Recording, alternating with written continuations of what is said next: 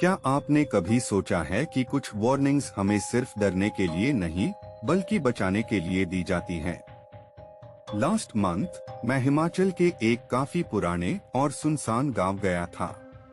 वहां पहाड़ों के बीच एक सदियों पुराना शिव मंदिर है, जिसके बारे में लोकल्स कहते हैं कि वहां की शक्तियां आज भी जागृत हैं। जब मैं मंदिर के दर्शन करके निकल रहा था, तो वहां के बूढ़े पुजारी ने मेरा हाथ पकड़ लिया। उनकी आंखें बिल्कुल सेफ थी और चेहरे पर झुर्रियों का एक अजीब सा जाल था। उन्होंने कांपती हुई आवाज में कहा, बेटा, आज रात 12 बजे के बाद उस पुराने लकड़ी के पुल को पार मत करना, और अगर जाना ही पड़े तो चाहे कुछ भी हो जाए, पीछे मुड़कर मत देखना। वो तुम्हें पुकारेगा, लेकिन तुम रुकना मत। मैंने उस वक्त उनकी बात को एक पुरानी सुपरस्टिशन समझकर हंसी में उड़ा दिया।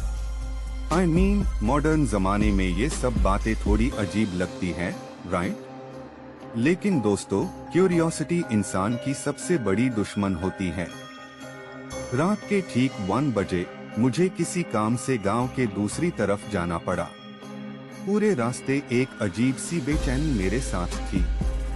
जैसे ही मैंने उस पुराने पुल पर कदम रखा, माहौल एकदम बदल गया। हवा एकदम ठंडक से भर गई और नदी के बहते पानी की आवाज भी जैसे गायब हो गई। सिर्फ मेरे कदमों की आवाज गूंज रही थी, टपक टपक टपक। फिर अचानक मुझे अपने ठीक पीछे एक और पैरों की आहट सुनाई दी। कोई मेरे साथ चल रहा था। मैंने अपनी स्पीड बढ़ाई तो पीछे वाला भी तेज हो गया। तभी मेरे कान के बिल्कुल पास एक बहुत ही ठंडी हवा गुजरी और मुझे एक जानी पहचानी आवाज सुनाई दी।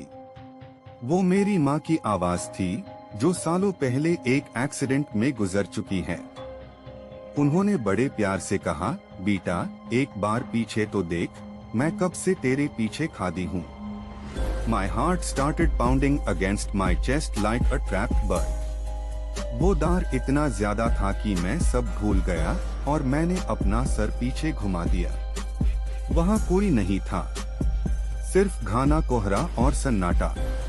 मुझे लगा शायद मेरा वहम था, लेकिन जब मैं अपने होटल रूम पहुंचा और मिरर के सामने खड़ा हुआ, मेरे पैरों टेल जमीन निकल गई। मिरर में मेरी रिफ्लेक्शन तो थी, लेकिन वो मेरी तरफ नहीं देख रही थी। वो मिरर के अंदर से पीछे मुड़कर उस पुल की तरफ देख रही थी, जैसे वहां से कोई चीज मिरर साथ रूम के अंदर आ गई हो। अब हर रात मुझे अपने बिस्तर के नीचे वही टप्पा टप्पा की आवाज सुनाई देती है। पुजारी जी ने सही कहा था, कुछ चीजें पीछे ही छोड़ देनी चाहिए। ऐसे ही और दर्वनी कहानियों के लिए फॉलो जरूर करें।